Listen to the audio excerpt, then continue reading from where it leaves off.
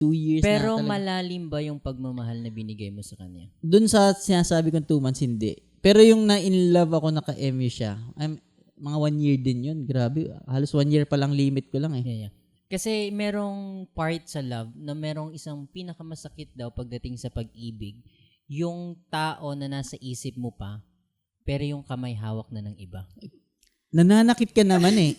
Grabe. Nananakit ka naman. Gusto ko lang naman. Kasi gusto kong itanong kay Jen kung gaano kalalim yung pagmamahal na binigay mo sa kanya. Okay. Kasi ang sakit nun, na nasa isip mo, nagstay sa isip mo, pero yung kamay hawak ng iba.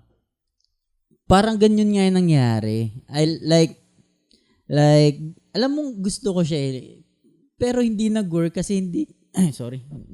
Hindi nag-work pero, hindi nag-work kasi nga, 2 months 2 months lang hindi yan, iba, yung 2 months, yun yung landian so lang na, na-inlove ka pa talaga after yung that? KMU lang, like, di siya nag-work kasi magkaiba ng ugali. Tapos, siloso daw ako eh. So, ayaw niya na lang siloso, nakakasakal daw. So, tama naman nata. Kaso nga ganito ang story.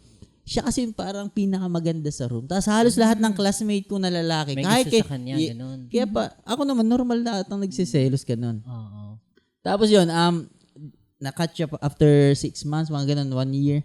Then 4th year kami.